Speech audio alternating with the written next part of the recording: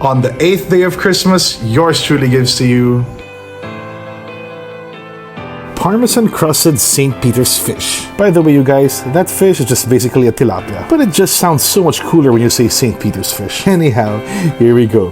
First things first, you're gonna need a red onion. You can also use white onions, by the way, but I prefer using the red for this one. And all you wanna do is simply cut it down the middle and then cut it like so. Reach for your choice of bakeware. It can be glass or maybe an aluminum foil pan, whatever you want. Now take your red onions and lay it down like so. Next, you'll want a bowl of breadcrumbs. After that, add some Parmesan cheese. Mix these two ingredients really well. And now we're going to add some softened butter. Next step, you're going to need your hands.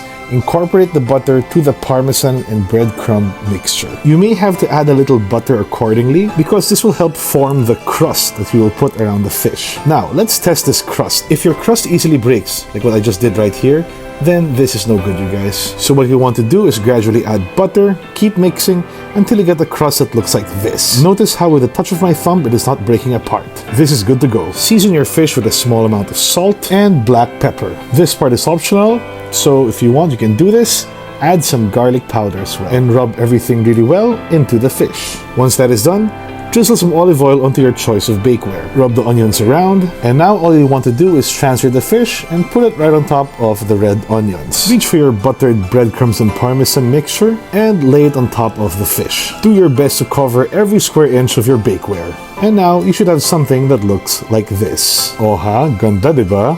Cover this with aluminum foil, and once that is done, it is time to pop this in the oven. If you have an air fryer, that too will work.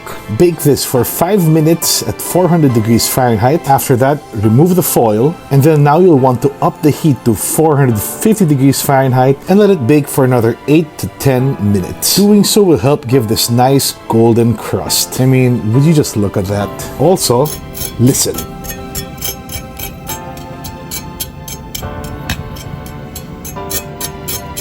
That sounds lovely. Now, for a fish like this, you normally do not need any sauce. At the most, I would recommend that you pair this up with some lemon wedges. And if you'd like, garnish with parsley. And that is it, ladies and gents. Your Parmesan crusted St. Peter's fish is done. Thank you so much for watching. And as always, I'll be flashing the recipe right now. And be sure to stay tuned for the 9th day of Christmas video. Cheers.